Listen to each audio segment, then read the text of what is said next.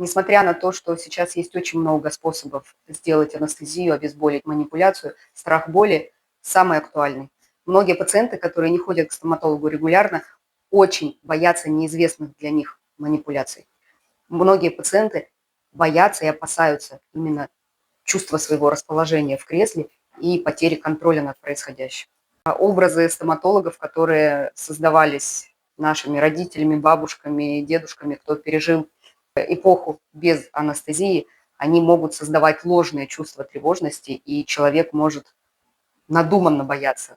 Это впивается в голову навсегда. Если даже в детстве вы испытали зубную боль на приеме у стоматолога, нужно очень много усилий приложить для того, чтобы это все забыть, либо начать воспринимать спокойно. Ну и самое такое, чего боятся пациенты, это шум. Шум, вор машины, за которым следует, как маячок. Зашумело, сейчас будет больно.